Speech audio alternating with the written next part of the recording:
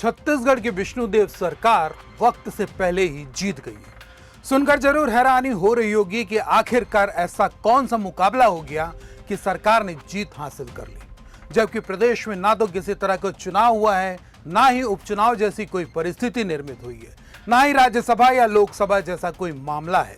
तो फिर मन में सवाल उठना स्वाभाविक है कि आखिर विष्णुदेव सरकार ने जीत कौन सी हासिल कर ली है। नमस्कार, CGNN लाइव में मैं हूं आपके साथ अभिषेक दुबे।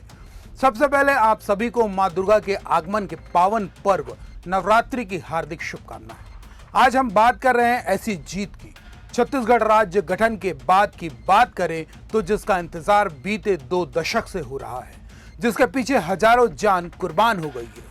खून तो मानो होली के रंग जैसा हो गया था, या यूं कह लें कि जैसे लहू की कोई कीमत ही नहीं थी। जब जितना मर्जी पड़े बहा लो, लेकिन कहा गया है सब दिन होत ना एक समान। वक्त का पहिया हमेशा घूमता रहता है, कभी किसी का पल्ला भारी होता है तो कभी किसी का। तो इस वक्त छत्तीसगढ़ सरकार के हिस्से में वक्त आया है। क्या है पूरा मसला, जानने के लिए आपको हमारे साथ इसी वीडियो पर अंत तक बने रहना होगा। वीडियो पसंद आए तो सब्सक्राइब के साथ ही लाइक और शेयर से परहेज बिल्कुल मत कीजिएगा। आइए शुरू करते हैं ये वीडियो। जब छत्तीसगढ़ राज्य का गठन साल 2000 में हुआ, वास्तव में यह शांत धरा थी, क्योंकि इस धरती में पलने वाले आस्तीन के सांपों ने जहर उगलना शुरू नहीं किया था। भौगोलिक नजरिए से छत्तीसगढ़ अविभाजित मध्य प्रदेश की तुलना में काफी छोटा सा राज्य साबित हुआ, लेकिन प्रकृति ने इस छोटे से राज्य के साथ न्याय करने में किसी तरह की कमी नहीं की। रत्नगर्भा कहलाने वाली छत्तीसगढ़ महतारी अपनी कोख में काफी नगीने समेटी हुई है। इस धरती से उपजने वाला धान देश ही नहीं विदेशों में भी अपनी खास पहचान रखता है। तो कोयला, जिसे काला सोना कहा जाता है, पूरे देश को रोशन कर रहा है।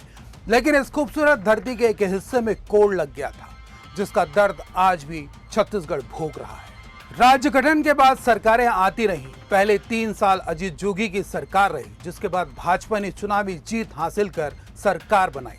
लगातार 3 बार भाजपा ने जीत की हैट्रिक लगा ली, तो भाजपा के सत्ता में आते ही आस्तीन के सांपों ने फन उठाना शुरू कर दिया।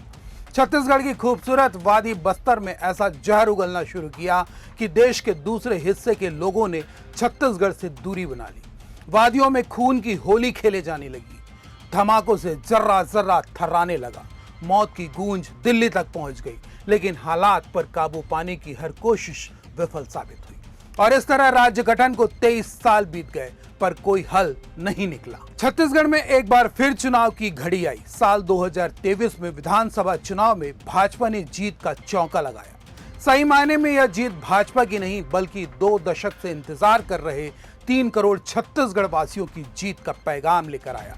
जी हां, हम बात कर रहे हैं छत्तीसगढ़ के लिए कोढ़ बने नक्सलवाद की, जिसके खात्मे के लिए प्रधानमंत्री नरेंद्र मोदी ने संकल्प लिया और देश के गृह मंत्री अमित शाह ने उस संकल्प को पूरा करने का बीड़ा उठाया।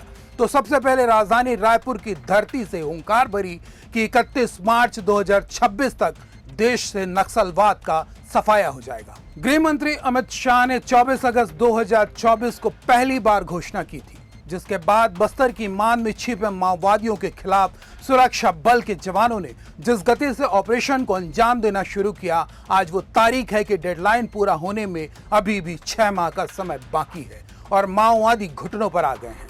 बीते 20 माह के भीतर माओवाद का अपर कैडर लगभग समाप्त हो चुका है। 450 से ज्यादा नक्सलियों का एनकाउंटर हो चुका है। तो खुद को रणनीतिकार मानने वाले माओवादी भीगी बिल्ली की तरह हथियार डालकर बातचीत का रास्ता अपनाने की दुहाई दे रहे हैं। राज्य और देश के विकास में सहभागी बनने की बात कह रहे हैं। आज जब सुरक्षा बल के जवान अपने शहीद साथियों का बदला ले रहे हैं, तब उन माओवादियों को अपनी जिंदगी की सुरक्षा का डर सता रहा है। जब उन्होंने जवानों की शहादत पर जश्न मनाया था, तब उन्हें क्यों नहीं समझ आया था कि वे भी किसी मां की संतान होंगे। उनके पिता भी अपने बेटे का इंतजार करते होंगे, उनकी भी पत्नी और बच्चे होंगे जिन्हें उन्होंने जल्दी लौटने का वादा किया होगा। आज जब अपनी बारी आई, तो देश के विकास में सहयोग करने की बात करने वालों के साथ वास्तव में क्या होना चाहिए, यह सवाल आपके लिए है, जिसका जवाब आप हमारे कमेंट बॉक्स पर जरूर लिखिएगा। नमस्कार।